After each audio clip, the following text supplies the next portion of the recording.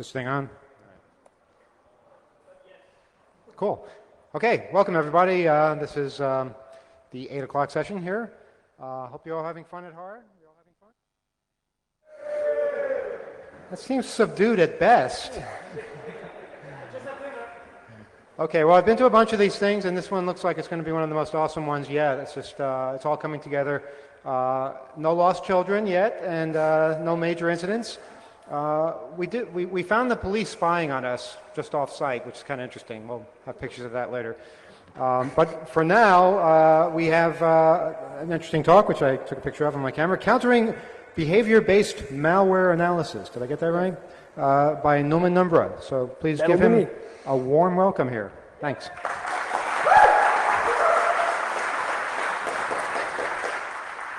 I hope you all can hear me in the back. The talk will be rather theoretical in nature, so if anyone has any questions about concepts or some terms, feel free to raise your arm and say, what is this, and I'll explain. Not too much, because we'll run short on time, but you'll be free to ask questions during the talk. Alright, the goal of this talk will be to explore new ways to beat behavior-based malware detection. We will partition the talk into several pieces. The first of which will look at general syntactical morphology. I'll delve into the meaning of the concepts later. The second of which will delve into code flow graphs and minimal form isomorphy. And the second and the third will delve into how to counter these ways to analyze the code flow of an application. So as I say at the bottom, please excuse my walls of text because I'm very bad at making slides. General syntactical morphology. In recent years, those who have been watching the AV field will have noticed a paradigm shift towards behavior-based malware detection. Malware detection algorithms used to focus on syntactical patterns, regular expressions to match binary blobs. But in recent years, increasing proliferation of syntax mutation pushed the boundaries of, it raised the bar on AV detection, and it caused a shift into behavior-based detection, as opposed to only syntactical detection. In order to clarify this a bit and make it less abstract, we'll introduce the term malware semantics. So given an abstract piece of malware code, V, the malware semantics of this code is that behavior, and only that behavior, which makes the piece of code intrinsically malicious. So imagine a program that does a lot of things. Only the behavior which is considered malicious are the malware semantics, and we'll focus on those malware semantics throughout the paper. Let's look at the original methods of syntax matching. Syntax matching used to be very efficient in the 80s, beginning of the 90s, but with the development of polymorphism and metamorphism, of which some of you will be familiar with, I'll come back to it later for those who aren't familiar with it. There are multiple ways to express the same behavior. For example, putting the context of the EBX register in the EAX register can be done by a direct data move or stack movement. Both achieve the same behavior, but they have different syntax. So matching those patterns involves different approaches. So in fact, we won't look at the syntax mutations of these programs, but we'll look at their behavior. Most of these behavior matching algorithms focus on extracting a minimal form. As I said, the only behavior considered malicious. So we'll look at polymorphism first. Given a viral body V, a polymorphic mutation encrypts the body, resulting in another form of it, which is encrypted with a randomly generated encryption algorithm. It used to be easy to match those things because the encryption wasn't really encryption, it was usually just some kind of encoding. There's a lot of theoretical stuff at the bottom which I won't discuss now, but you can reference it in the paper. Polymorphism had the downside that in memory during execution the code would be static it would still be pattern matchable as long as they emulated the piece of code, which prompted the evolution into metamorphism, which doesn't involve encryption, but it's simply substitution of instructions with equivalent instructions which have a different syntax, which makes pattern matching basically impossible. It involved, for example, junk insertion. Given two instructions, I can insert a no operation in between, which changes the syntax, but not what it actually does. And there are many more ways, like false jumps, jumps that seem to be taken but actually are not, which are called opaque predicates, for example. And those equivalent instructions can only be found through behavior-based analysis. So we'll discuss how metamorphic engines operate in general. Given a piece of code, a metamorphic engine disassembles it. It generates an abstract representation, which is basically the minimal form of this code, and it will extract a code flow graph from it. Basically a tree saying, this piece of code calls that function, calls that function, calls that function. And it says, well, in how many ways can I represent that, and how can I reform that into a different syntax with the same behavior? We call edit instructions, which don't change the semantics, but do change the syntax, semantical knobs. So the manipulation of the code flow graph results in a minimal form of both programs, the first of which is the original, the second of which is the metamorphical version. The minimal forms are to be set isomorphic. Well, isomorphism just means that both graphs are, have the same structure, more or less. Let me see. Opaque predicates are another example used in metamorphism. For example, the instructions XOR EAX, EAX, it basically sets the EAX register to 0. After compare with 0, the jump will always be taken, and a human programmer can see that. But a machine or an emulator can't immediately see that.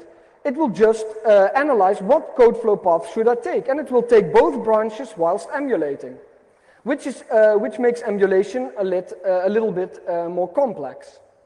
So we call these semantically unconditional jumps. Now, we will first look at code flow graphs and their minimal form isomorphy, which will be really important when considering graph extraction and a lot of the topics we will discuss later on in the talk.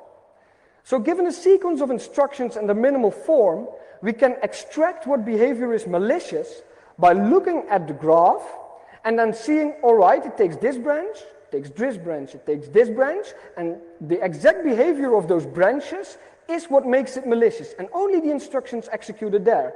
Some of you will have noticed that this comes down to subtree extraction from a tree. And that's the problem, what it basically comes down to. So we must define a way to construct a behavior map and the extraction of subtrees from this program.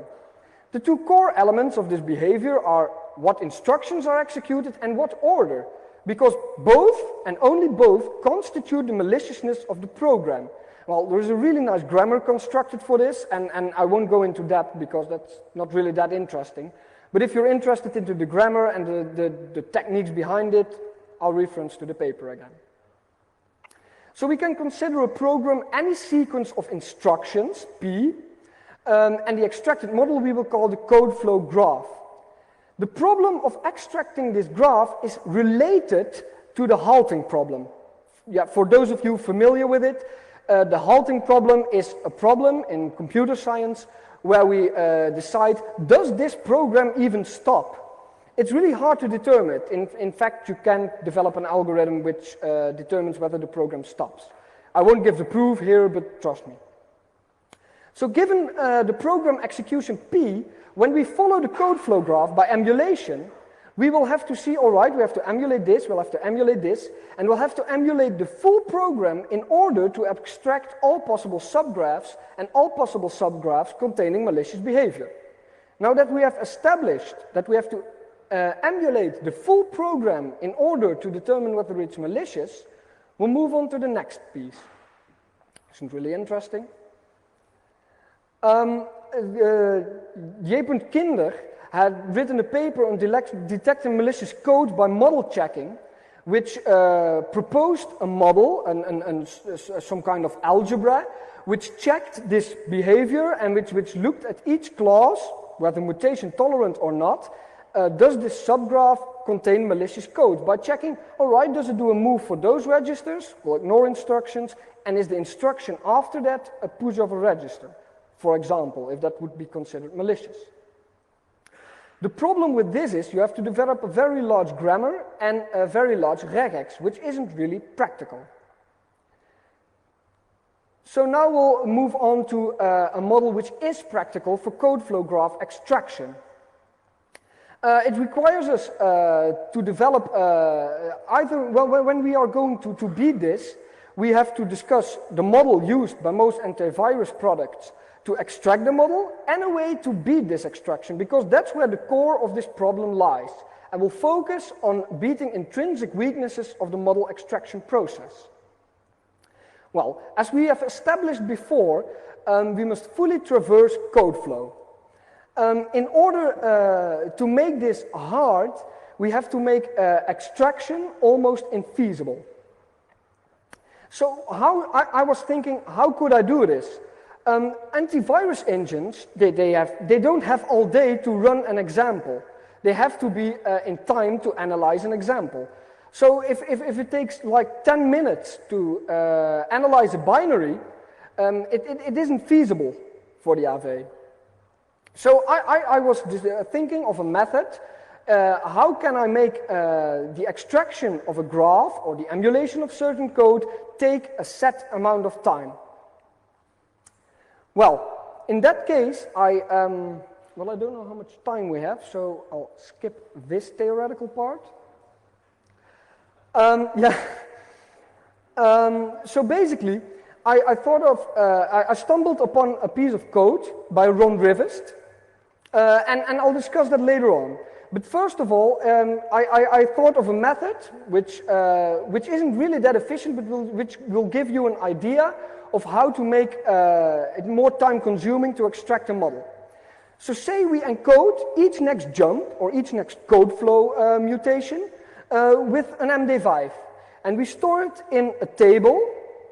And upon each code flow manipulation, we'll have to brute force this MD5 instruction before we know the address. Well, this will take a lot of time, and the AV won't be able to traverse the full code flow. This isn't very robust, though, because it takes a lot of time for the virus as well, which isn't good, and it's parallelizable, as I discuss here. That's when we come to time lock puzzles. Time lock puzzles are a cryptographic construct that enforce unparallelizable calculations, which is important, taking a predetermined amount of time to decrypt. So we will develop a technique where we can say, I want this code, when executed, to take 10 minutes, no less, no more. Because if I can say, when executing my code, it takes 10 minutes, it becomes infeasible for the emulator to run it, the antivirus-based emulator, but not for the virus. For some of you familiar with virus technology, the TLP technique bears superficial similarity to the random decryption algorithm. It was explored in the 90s. Time lock puzzles were first proposed by Ron Rivest, well-known inventor of the MD5 algorithm. And the nice thing of it is that it isn't parallelizable. The instructions are only executable in sequence. So it relies on the difficulty of computing x to the power of 2 to the power of t modulo n, with n being the sum of two large prime numbers. So it's vaguely related to the RSA problem for those familiar. Basically, the original idea Rivest had was, I want to send a message in the future, but it's only decryptable after 10 years, or 1 year, or a set time, and no earlier, no matter the advances in processor speed. So he developed a method which would take, when computing the full algorithm, would take 10 years. So basically, the first thing we do is we generate two large prime numbers, p and q, and we take that product, which is n, And we calculate that tangent, which can be efficiently done by taking the product of p minus n times q minus n. Then we calculate a number t, which is t times s, where s is the number of squarings modulo n per second that can be performed by the solving computer. And then we generate a random key for a cryptographically strong cipher, preferably symmetric. For example, let's say IS. We encrypt our message, which will be in the rest of this talk, which will be our routine. We encrypt it with the given crypto system and the key K, resulting in a given ciphertext. Then we pick a random number A modulo n, with A lying between 1 and the product of the primes, and encrypt our symmetric key as is said there, key K plus A to the powers of 2 to the powers of n modulo n. This results in a number which will be given according with the ciphertext to the user. And we basically say, this is the ciphertext, this is an encrypted variant of the key, start calculating, and I'll see you in 10 years. And then we have the key for the symmetric algorithm, and you can decrypt it, but only after a set amount of time, which is very handy for our anti-emulation technique. So here is some proof that it's not parallelizable and stuff. You can look it up later. What I decided to do was, given a viral body or a viral piece of code or a function, we encrypt the bytecode with a strong symmetric cipher with a randomly generated key. Then I take this randomly generated key and I put the time lock puzzle over it. And I'll present the time lock puzzle to a decoder routine along with the encrypted body, so that during runtime, the virus starts calculating and calculating and calculating, and after, say, 10 minutes, 20 minutes, it's decrypted and it can start to run. The problem for the antivirus engine here is that it has to do this as well. Whether it's being run or being emulated, it has to take 10 minutes, can be mathematically proven, that it has to take a set amount of time before the decrypted code is extracted. This is a problem for most antivirus engines because they don't have that much of time. When they have to emulate 10 minutes for every function in a virus, it takes a lot of time and it becomes infeasible and it will drop out. I tested it on real antivirus engines, and they dropped out after a set amount of time, not being able to determine whether the code was malicious or whether it was not malicious. So using this effect, I tested it and I uploaded an example to VirusTotal. You might be familiar with it. And it was basically a very basic virus, some kind of portable executable infector. And the initial rates of detection were about 30 to 40%. After applying the time lock puzzle-based solution, only 2 antivirus solutions were able to detect it, and it wasn't because of the time lock puzzle, but it was because of the packer mechanism. After removing that, 0 out of all antivirus engines detected a simple casual virus. So the aforementioned results show that the current antivirus industry standard is not capable of dealing with time lock puzzle-based armoring techniques. So we want to force this antivirus into using emulation to exploit these weaknesses. And we can achieve this as established by using time lock puzzles. So antivirus engines can do 2 things. They can attempt to analyze the time lock puzzle-based binary blob, which is infeasible if we choose pseudo-random locations for the binary blob, or it's very well encrypted, or it's scattered along the viral body. Or they can attempt to analyze the time lock puzzle solving engine, which is also infeasible because it's based on standard RSA code. So they can say, well, we blacklist the decoding engine, but the decoding engine just uses casual functions that could be exported from OpenSSL, which can hardly be blacklisted. There are multiple additions that can be made because someone I spoke over this concept suggested, well, what if I use a very regular virus and I encrypt it with a time lock puzzle, and the antivirus engine doesn't care about emulating it, but it just monitors memory. And after a set amount of time, it sees in memory, it sees the static virus again, and it just flags the memory, it quits the process, and then all will be for nothing. Well, I was thinking about this because this was a very valid argument, of course. And I thought, why should code in memory, even if we don't use metamorphism, be decrypted? The only code that should be in plain text in memory should be the function currently executed and the data memory currently accessed. So what I proposed was a method to encrypt all loose functions of a given virus with time lock puzzles separately, with their data stored in a certain section, and because the data is indistinguishable from random data, an antivirus engine can flag it. And whilst running the virus, it will run through the functions, it will simply execute them and all will be fine, but an emulator will have to run through all the functions and execute the separate time lock puzzles each time it emulates, even in memory, because the only thing decrypted in memory is a single function and a single data area currently being executed, from which, if you choose the sizes for those blocks the right size, cannot be deemed malicious. I had another model here, but I don't know if I have time for that, so I'll leave it to the paper. Basically, how are we going to implement this dormant functionality approach? Well, the idea was that every function of the virus to be transformed was to be prepended with a pre-processing routine and appended with a small post-processing routine. So that on forehand, the routine would be decrypted using the time lock puzzle key. The data would be, the memory would be executed, and then it would be re-encrypted again. The block size choice is obviously, well, it's up to the editor of the viral code.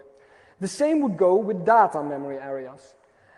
This will present a little challenge implementationally because it's very hard to know which data is accessed when, even if you design the code yourself. So the best solution, I thought, was to develop a library, which I've been doing, which I haven't been able to finish before the HAR conference.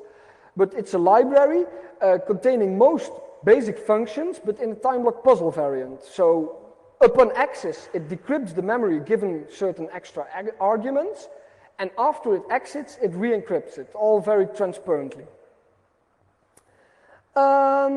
So for more in-depth discussion on these ideas, I will refer to my paper, Countering Behavior-Based Malware Analysis Through Time Lock Puzzles. And I would like the idea being expanded upon, criticized, and implemented. Other techniques are basically the code being metamorphed itself, and other ideas related to code flow graphs approximation without full code flow traversal would be interesting as well. If there are any questions, because the talk is rather theoretical in nature, I would like to hear them, and I would like to mount a discussion on the subject so I can be more clear on certain subjects without just spouting walls of text in the open. So anybody wanting to ask specific questions? Yeah?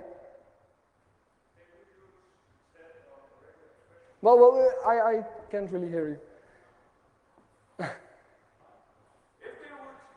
Yeah?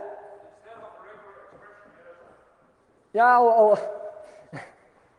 Hello. Is it working? If they, instead of using a regular expression to match on functions and stacks and such, but use regular expressions like more like an LTL matter. What? Like what? LTL, linear temporal logic. Yeah. To facilitate regular expressions on functions that are executed.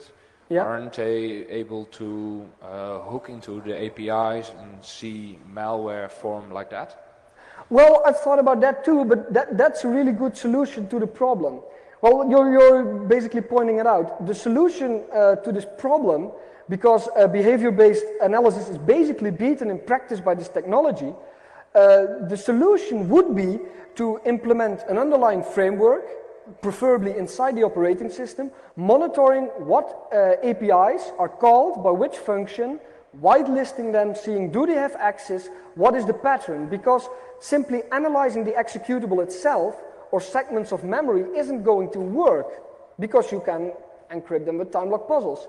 But monitoring what behavior is executed by implementing a secure operating system which monitors its APIs is going to work against this. So that's a very good question, because that would be a method to bypass this.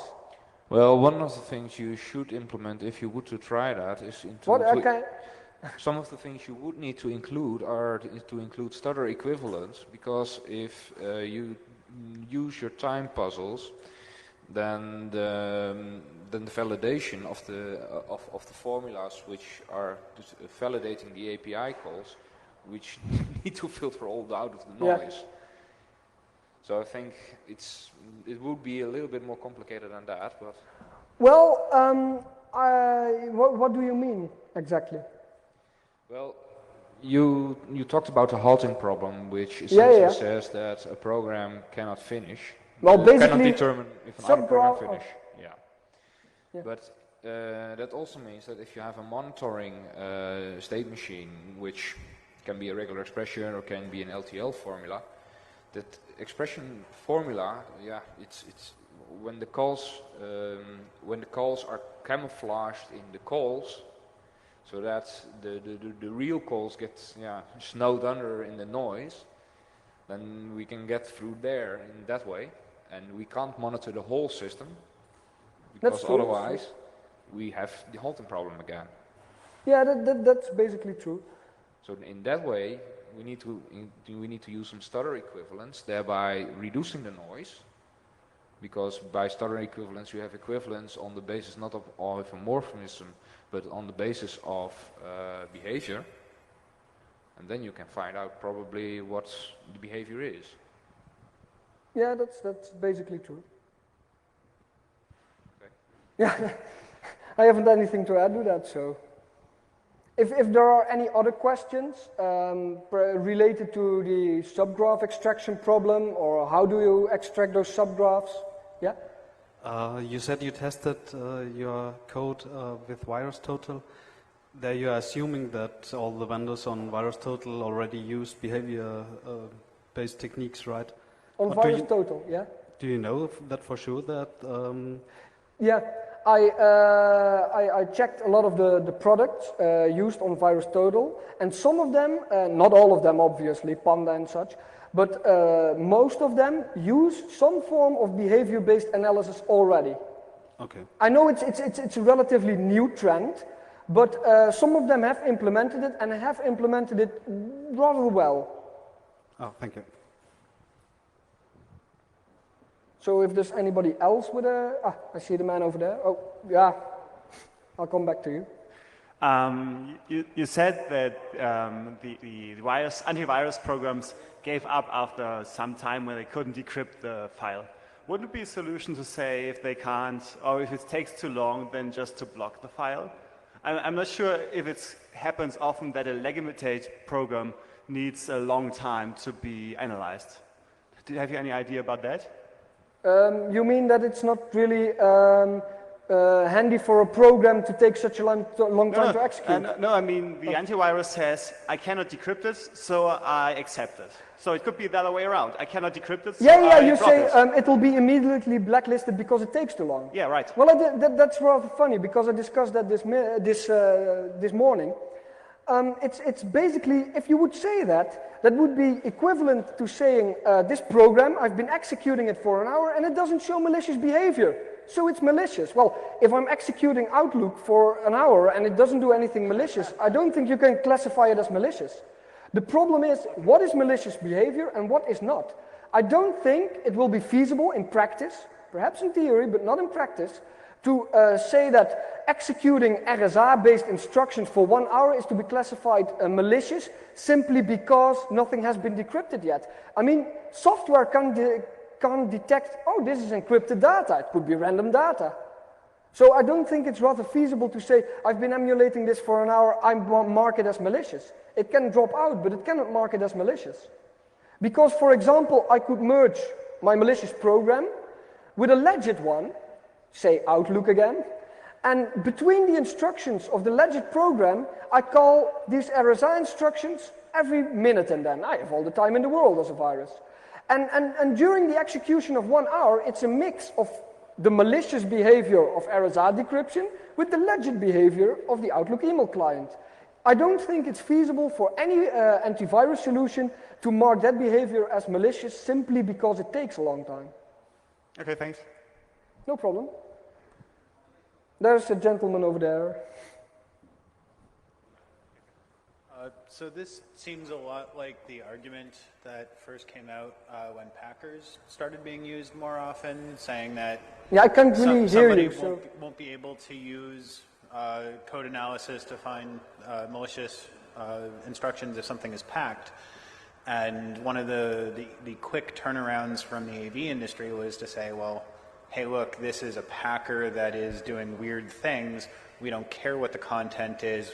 If we see a packer behaving like this, we're going to block it. Yes. So with this, if you see something that uses a time lock puzzle, it's automatically suspicious. Yeah, I know about it. If you see something that doesn't do anything and then immediately jumps into one of these, that's like it's a pretty identifying characteristic in and of itself. Do you have any ideas of how to? If I've heard it okay, you say. Because this behavior doesn't do anything really except for working with large amounts of data memory and decrypting, we blacklist it. Like most packers are blacklisted without immediately knowing whether they're a packer. Some packers are, some packers aren't. So you say the decryption routine should be blacklisted itself? This is a new enough technique, I guess, that I can assure you this is not really being used in the wild at all right now. So seeing something like this in the wild would immediately flag on a heuristics-based system as extremely suspicious. Well, it didn't, because what you say is if you're using just the stuff on VirusTotal, you're using the well, not only VirusTotal. I've not only used VirusTotal. I've used Anubis and a lot of sandboxes as well. I know VirusTotal is by far from complete. No, I know that. But I can understand your argument, but isn't it closely related to what he said? Because the behavior doesn't do anything intrinsically after a certain time I drop out, or what you say, it's a small piece of data which basically runs for a long... The difference is if you don't know what it's doing, or if it's just doing general execution, that's fine. Yes, but what if you notice a time-based puzzle immediately going on that requires forced computation to unlock its secrets, that's generally enough to put it over the line. Yes, but how are you going to distinguish between, let's say, I build a code generation routine that has a lot of bogus routines that do valid things, opening files, putting data into them, closing them again, which is basically irrelevant to the malicious software. But with some instructions mixed in between, say every 200 instructions, that perform one. Then it's back to the arms race, and you're having to obfuscate your obfuscation system, and we're back in the same arms race as before. Yes, but I don't think it's really possible to blacklist the decryption routine as such. Simply because we say it takes too much time, it's decrypting it. We'll talk later. All right. No, it'll be fine. I'll talk later. I'll talk later. That's okay. If anyone else has a question about it, the extraction process, for example. Nobody else with questions. All right. Then I guess that'll be the last of my talk. All right. Thank you very much.